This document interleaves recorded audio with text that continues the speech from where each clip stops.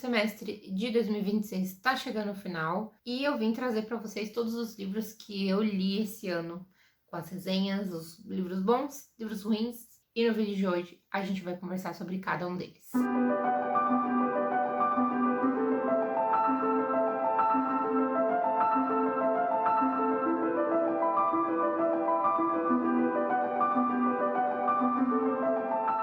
Eu vou começar do que eu menos gostei pro que eu mais gostei, e segurem na minha mão que vai ser um caminho longo. Começando pelo livro que eu menos gostei, que eu li esse ano, que é Ben-Hur. Ele é um romance histórico que vai se passar no mesmo período em que a vida de Jesus.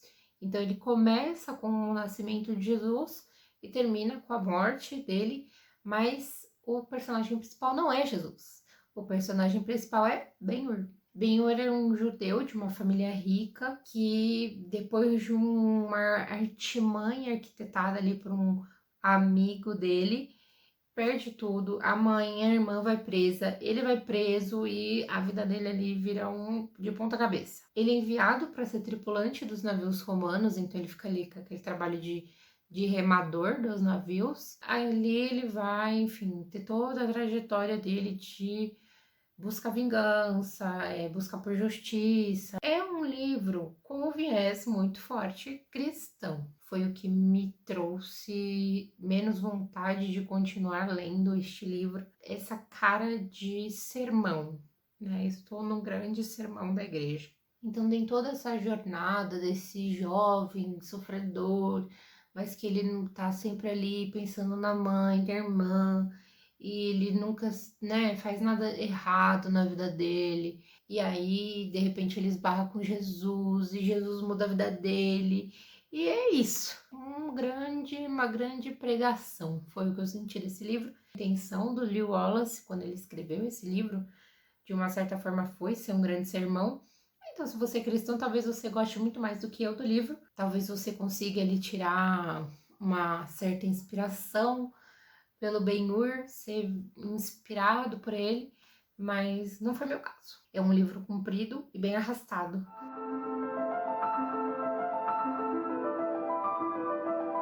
Próximo livro, O Homem Invisível. Esse livro que eu achei que eu tava indo ler Homem Invisível, e aí eu li O Homem Invisível e muda tudo. Um artigo, às vezes, muda tudo. O Homem Invisível, ele é um livro exatamente do que você acha que é. Um livro sobre um homem invisível. E é só isso, tá? Para por aí, não tem mais nada. Eu defini esse livro como um grande novelão. Ele para mim é essa típica novelinha 1800, assim.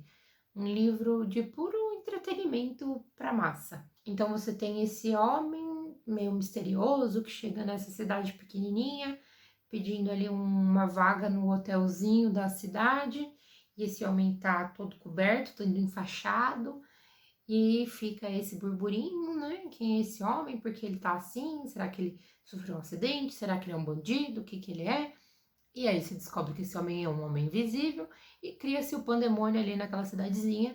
Você tem ali alguma reflexão dele contando de como ele ficou invisível e os motivos que levou a ele a querer ficar invisível, que são motivos bastante mesquinhos e egoístas. E no final da história você entende que talvez ser uma pessoa invisível não seja tão bacana assim. Mas até aí, tipo, a gente já não sabe que ser invisível pode ser bem chato, se você não consegue controlar essa invisibilidade, né? Porque ele é invisível o tempo inteiro, ele não consegue reverter isso. E ele é uma personagem, um personagem, uma pessoa ruim do começo ao fim do livro. Ele é um imbecil do começo ao fim do livro, ele não aprende nada com os erros dele. E ninguém aprende nada com os erros dele, eu acho que é isso.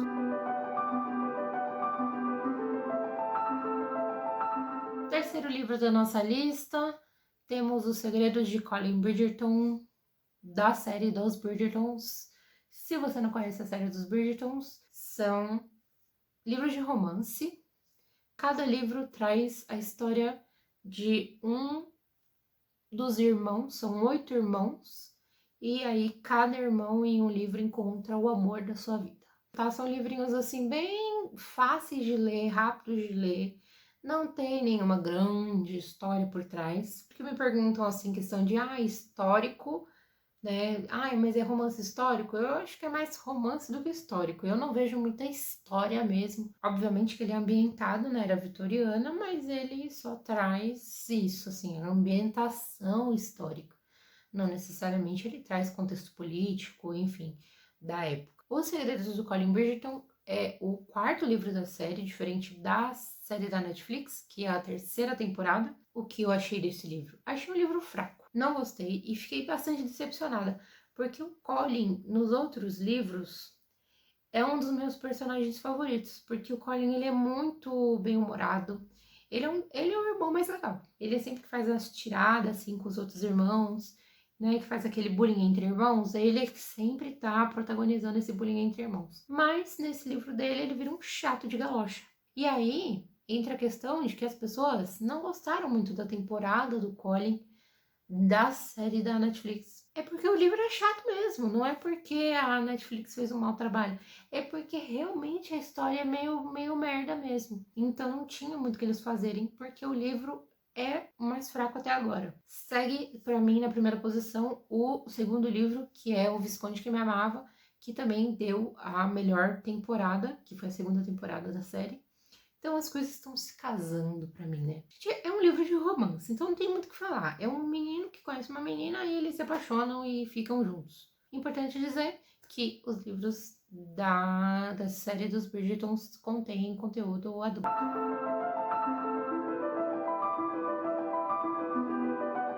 Indo para o nosso quarto livro da lista, temos O Mestre de Kelps. Esse eu li para o desafio de um livro por país. É o livro de Andorra. A maioria das pessoas acabam lendo esse livro para Andorra porque é muito difícil de encontrar algum outro livro. Não tem muitos livros traduzidos. Eu acho que eles não falam espanhol lá. Eu acho que é talvez catalão que eles falam em Andorra. E esse livro foi traduzido para várias línguas.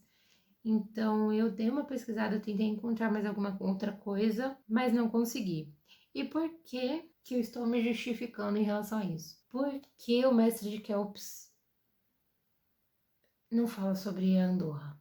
O Mestre de Kelps traz uma história do Egito Antigo. Não traz nada sobre o país, né? Não traz nenhuma informação ali relevante sobre a cultura de Andorra, sobre, enfim, nada.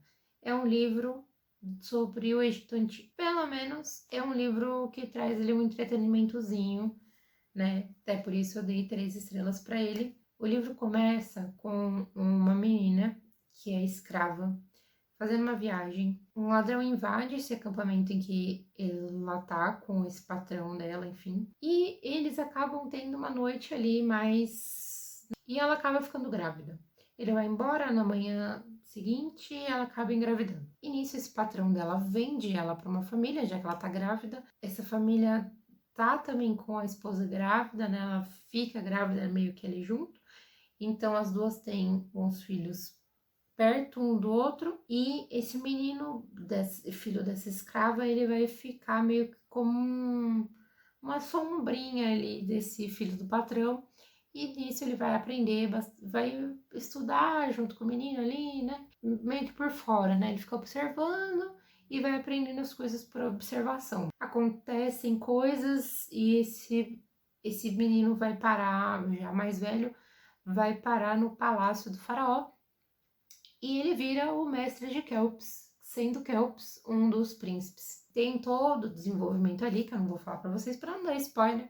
Se vocês quiserem ler esse livro, tem as tramas ali, tem tudo que você pode imaginar que possa ter num ambiente ali, né, político. Você tem um faraó doente, você tem como herdeiro uma filha, mulher, né? Então você tem todas essas tramas políticas rolando ali ao redor, né, desse homem. Então é um livro que eu li bem fácil, ele é um livro bem rapidinho, é um livro curtinho, Mas é um livro bem gostosinho de ler, acho que vale a pena, assim, se você gosta desse tema, dessa temática de Egito Antigo. Ele não traz nada mitológico, assim, obviamente as pessoas que estão ali, elas são inseridas dentro da religião deles, mas não é um livro sobre mitologia, é um livro mais político, mas não político, né? Político.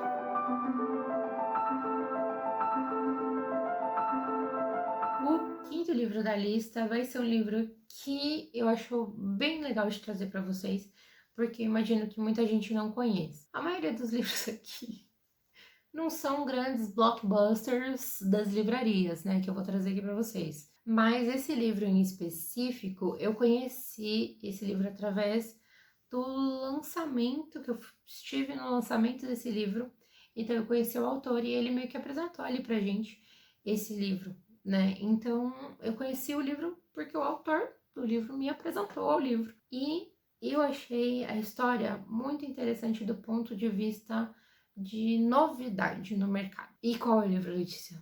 O livro é Caimã. Esse livro é um livro de um autor brasileiro, obviamente, e é um livro que eu não vejo muito a temática dele ser feita, porque é um livro de fantasia, mas com o folclore brasileiro como enredo ali, né? O livro é bom, não sei se ele conseguiu chegar a uma alta fantasia. Eu vejo muitas das referências que ele falou que realmente teve, como The Witcher e Tolkien. Não acho que ele conseguiu trazer tão bem. Não li o The Witcher até agora, né? Mas senti ali um pouco no começo, principalmente, muito dessa fonte. Então, ele é um livro de fantasia. A personagem principal é uma indígena e ela é caçadora de monstros, se é que eu posso dizer isso. Para mim, o livro ele começa forte, mas ele se perde um pouco ao longo da história. Eu acho que o autor tentou colocar muita coisa e não me prendeu muito até o final, assim. Mas eu achei que é algo que, pelo menos alguém tentou trazer isso, sabe? Alguém tentou trazer essa novidade, tentou trazer algo diferente, que eu acho que a gente precisa disso na literatura, assim, trazer alguma coisa diferente, sabe? Então, só para trazer um pouquinho, tentar explicar um pouquinho sobre o que é o livro, mas é basicamente essa indígena, né? Ele começa o livro, ela pequenininha, tem esse prólogo dela, né, pequenininha, passando por uma prova que eles têm na tribo deles lá, meio que para você se provar como um guerreiro e poder, enfim, né, virar adulto, né? Nesse dia dessa prova tem uma invasão de uma outra tribo que acaba dizimando todo mundo ali e só sobra ela. E só sobra ela porque ela tem a ajuda de uma curupira que tá sempre ali com ela, que vira meio que a grande fiel escudeira dela ali. Essa curupira, essa caipora. É a caipora, gente, não é curupira. Essa caipora ajuda ela durante toda a história. Então vai proteger ela ali no começo e ela acaba virando essa meio que essa resolvedora de problemas ali da região. Vai ter todo o desenvolvimento da história, vai se descobrindo que mais para frente, né, da onde que vem essa, né, por que que ela tem essa proteção da natureza, por que de muitas coisas, né? Mas como eu disse também, tem muita narrativa ali que eu acho que não precisava ter. É um livro muito interessante que eu acho que vale muito a pena vocês procurarem de conhecerem, principalmente se vocês também estão sedentos por mais fantasia com o folclore brasileiro.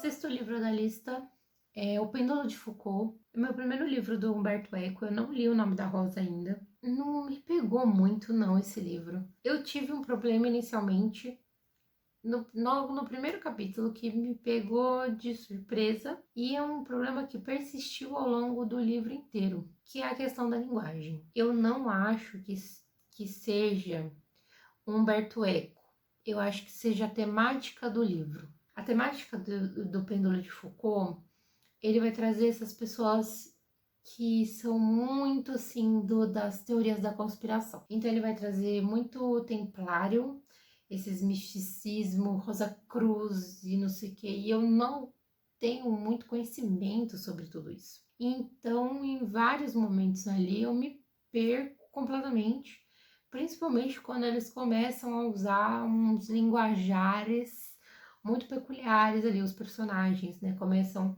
a falar sobre esse tipo de coisa e ali você vai. E eu me perdia, sabe? E essa pessoa, gente doida, né? Ai, ordem mundial e não sei o que, Rosa Cruz e Templários e dominar o mundo e nascer da flor da laranjeira, sabe? Então, Eu sou um raio branco, então eu sou um raio da harmonização, que consigo me irradiar para todos os raios. então tudo isso sim leva um caos assim mental um pouco para explicar de vez o que é a história. Ela traz três colegas ali que eles no início do livro eles se conhecem porque eles têm interesses em comuns. Um trabalha numa editora e aí ele conhece esse outro cara que estuda os Templários, se eu não me engano, e ele leva esse cara para trabalhar com ele nessa editora. Essa editora, ela meio que engana as pessoas. E ao mesmo tempo eles têm duas frentes, né, da mesma editora, uma que engana os autores e a outra que publica livros doidinhos assim, mas que eles acham que vai ter um pouco mais de venda mesmo. Eles se juntam para fazer uma série de livros em que eles vão colocar um monte de besteira mesmo, assim, para atrair essas pessoas, atrair esse público maluco para comprar esses livros. E eles sabem que eles não estão falando nada com nada, que eles estão inventando tudo que eles estão botando ali. O livro começa com um desses caras sumindo. E ele liga pro outro e fala assim: era tudo verdade, me ajuda, socorro. E aí você tem, né, esses flashbacks enquanto o que tá tentando socorrer esse amigo vai pelos arquivos dele tentar descobrir o que pode ter acontecido, né? Onde que foi parar esse cara. E aí você tem essa trama, né? Mas se era tudo mentira, por que ele tá me ligando agora pedindo socorro, dizendo que era tudo verdade? O que aconteceu? E você só descobre o que aconteceu no final do livro. E o mistério, assim, né? No final das contas, não foi um grande mistério, né? É meio óbvio, né? Tudo ali.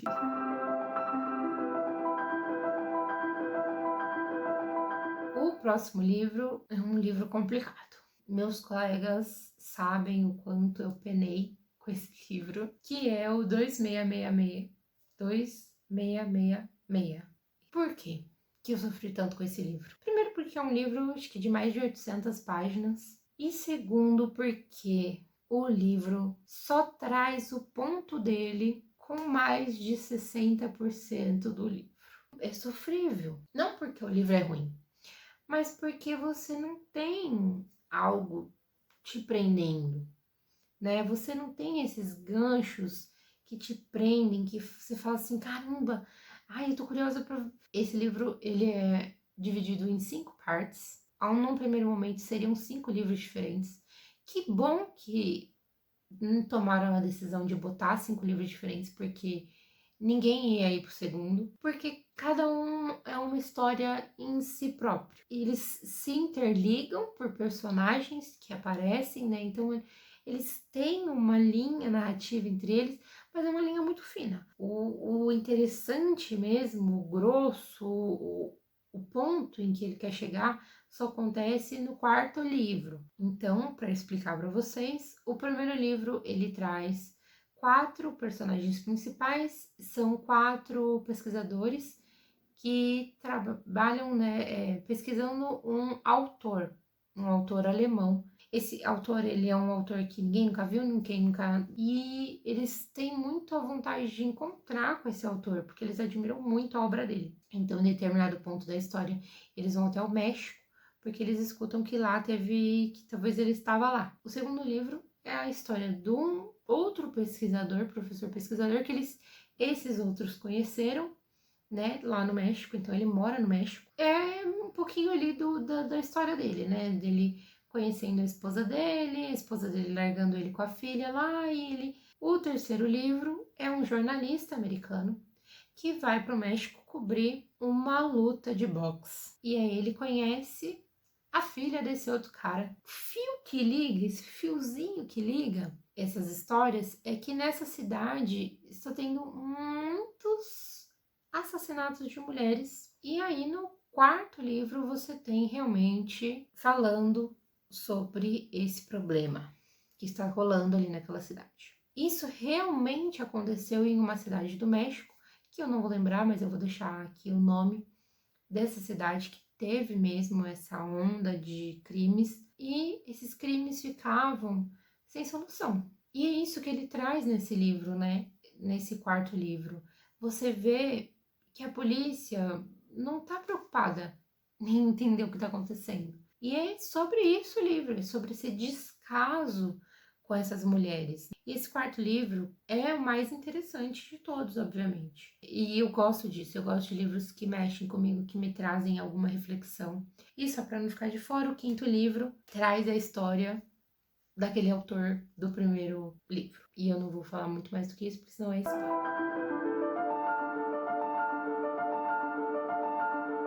Penúltimo livro da lista é No Meu Caminho, da Malala. Sempre tive vontade de ler o Eu Sou Malala. Não li até hoje, mas... E que bom, eu acho, que eu comecei por esse livro da Malala. Porque a gente tem uma visão, e eu acho que nesse livro ela se propôs muito a isso, a tirar ela desse altar que a gente costuma colocar ela. Esse livro ela vai contar da época em que ela sai do Paquistão e vai para a Inglaterra, e toda a trajetória dela ali, principalmente na faculdade. Como ela era, né, uma garota normal, né, uma jovem como todas as outras, só querendo curtir a sua juventude, aproveitar a vida. Não era a mais inteligente da turma, não era, né? Tirava as melhores notas, enfim, brigava com os pais, ela tinha os rolinhos dela, né? Porque conta a história ali dela conhecendo o atual marido dela. Então, para mim, foi um livro é um livro muito gostoso de ler. A Malala parece ser uma pessoa divertidíssima.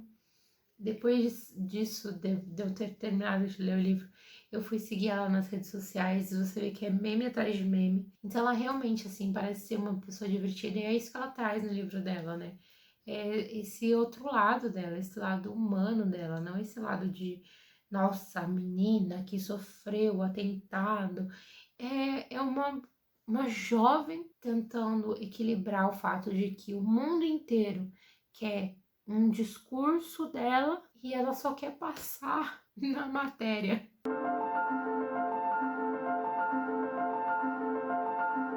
E antes de eu falar o livro que eu mais gostei desse ano, eu vou pedir para vocês deixarem o like, se inscreverem no canal se vocês gostam de conteúdo sobre livros, sobre vida cotidiana. Tem também a série que tá saindo aqui da reforma do meu apartamento, se você ainda não viu. O tour do meu apartamento tá aí já no canal para vocês. Sem mais delongas, o livro que eu mais gostei esse ano. Eu tenho quase certeza que ninguém estava esperando por esse título que eu vou falar agora, que é Ao Infinito e Além. É um livro também de não ficção. Engraçado, né? Os dois primeiros lugares meus foram livros de não ficção. E é um livro muito gostoso que o Neil deGrasse Tyson ele traz informações. É um livro informativo de curiosidades sobre o planeta Terra e o universo. É um livro que ele vai falar bastante de física, química, física quântica, universo, teoria da relatividade, que mais? Buracos negros, enfim. Ele traz um pouco de tudo. É interessante porque a estrutura do livro ele vai do menor para o maior. Então ele começa ali os primeiros capítulos falando sobre a Terra, e aí ele vai expandindo pelo universo até chegar às teorias mais grandiosas que a gente tem sobre o nosso universo. Eu gosto muito dessa temática, adoro ver coisas desse tipo. Amei a série Cosmos que ele fez. Não assisti a série do Carl Sagan original, Cosmos, mas eu vi a do Neil deGrasse e é maravilhoso. Esse livro é muito bem construído. O Neil deGrasse ele é muito didático em tudo que ele fala, tudo que ele explica. Traz muita curiosidade de filmes e séries, enfim.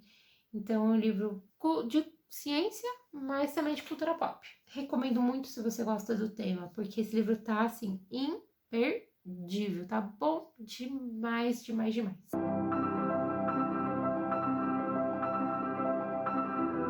Esses foram os 9 livros que eu li até agora. Queria que tivesse tido mais livros,